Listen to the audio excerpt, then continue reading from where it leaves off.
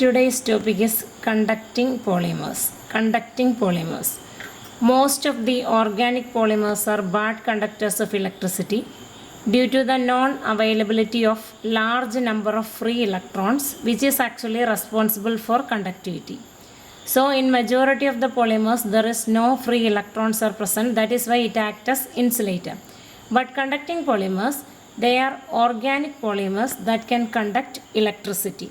Polymers which can able to conduct electricity is called conducting polymer. It is a new class of organic polymers which are recently synthesized. Then we are moving to the classification of conducting polymers. First category of conducting polymer is ICP.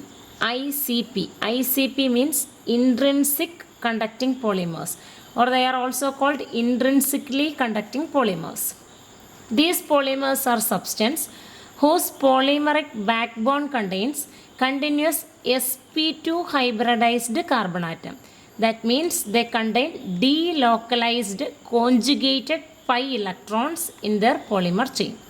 ICP means intrinsically conducting polymers. Actually, this polymeric chain contains sp2 hybridized carbon atom. That means alternate double bonds are present in the polymer chain, or conjugated pi electrons are present. In an electric field, these conjugated pi electrons are excited and are transmitted through the entire polymeric chain. The overlapping of orbitals of conjugated pi electrons, which results in valence band and conduction band, that extend over the polymer chain, which is responsible for the conductivity. That means already conjugated pi electrons are there in the polymeric chain. Conjugated pi electron means delocalized electrons or delocalized double bonds are present in the polymeric chain. In the presence of an electric field, these pi electrons are excited. So second step is actually orbital overlapping of these pi electrons takes place. As a result of this orbital overlapping, it forms two type of band, VB and CB. VB means valence band, CB means conduction band. Actually, this is responsible for their conductivity. Let us moving to the examples of some ICPs. ICP means intrinsically conducting polymers. First example is polyacetylene. Polyacetylene means it is a polymer of acetylene. So CH double bond CH, CH double bond CH, CH double bond CH. These monomeric units are repeated in the polymeric chain of polyacetylene. Look at the structure of this polymer. We can observe that double bonds are present. They are present at the alternate position. So these double bonds are called delocalized pi electrons. So already delocalization is there. So in the presence of an external electric field, what happens is that orbital overlapping takes place, valence band and conduction band form, thus it conducts electricity. Second example is polyaniline. Polyaniline is benzene ring contain NH2 group. So here as a polymerization, here NH, again benzene, NH. Here delocalization of pi electrons are there in the benzene ring. At the same time, lone pair of electrons are present on the nitrogen. As a result of these two, this polyaniline is also able to conduct electricity.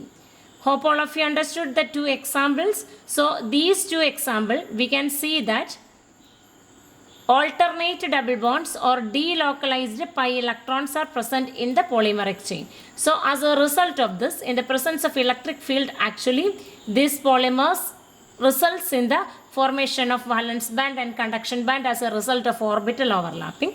Hence, it become conducting in nature. Then we can move to the third example as polypyrrole. Polypyrrole. So first example we already discussed is polyacetylene, second one polyaniline, third one polypyrrole. So here also lone pair of electrons are there on nitrogen. At the same time alternate double bonds are present here. So due to this polypyrrole is also able to conduct electricity. Sometimes the conductivity of ICPs may be low due to the huge energy gap between the valence band and conduction band.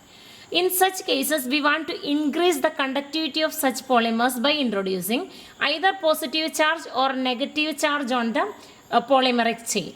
So this positive charge can be introduced in the polymeric chain by the process of oxidation, or negative charge can be introduced by the process of reduction. So such polymers are called doped conducting polymers or DCP. But doping means we already learned doping in semiconductors because addition of impurities which increase the conductivity of semiconductors. Like the same way here, ICPs are already conductive in nature. In order to increase the conductivity of ICP, what we can do? We can also add some of the impurities. Instead of impurities here we can do two type of reaction. Either it is by oxidation or it is by reduction. If it is by oxidation, p-doping takes place. That means introducing positive charge. If it is done by reduction, N-doping takes place. N-doping means introducing negative charge on the polymeric chain. So see, p-doping. Look at the polyacetylene chain. If there is energy gap is high, we want to increase its conductivity. So p-doping or positive doping, it can be done by the presence of some Lewis acid. Here FeCl3 is added to the chain. So a positive charge is introduced, p-doping. So p-doping can be done by either oxidation or by the addition of Lewis acid. Then look at the example of N-doping. N-doping means negative charge is there on the polymeric chain. How it can be introduced? One of the method we already discussed, it is reduction. Second one by the addition of Lewis base. B plus indicate Lewis base. So two type of doping is there, p-doping and N-doping. P means positive charge is created in the polymer chain. How it is possible? Either by oxidation or by the addition of Lewis acid. N-doping. N means negative charge, introducing negative charge on the polymer chain. How it is possible? Either by reduction or by the addition of Lewis base. Hope all of you understood these two categories of polymer. First one we discussed is ICP. Second one it is DCP, doped conducting polymer.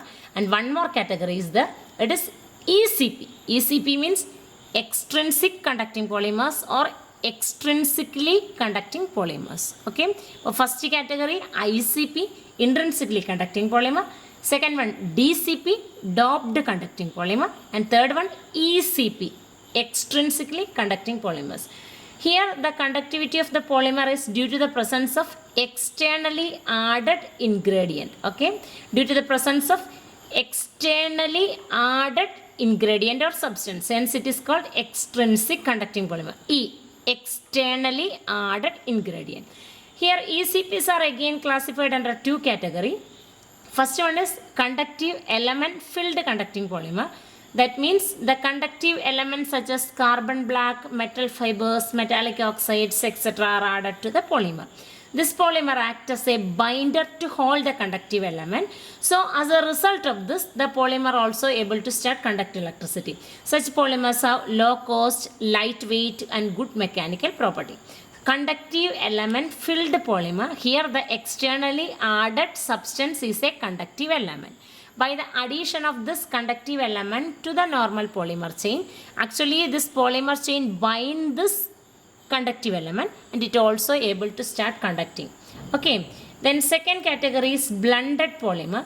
In this type, the conducting polymer is actually mixed with a conventional polymer.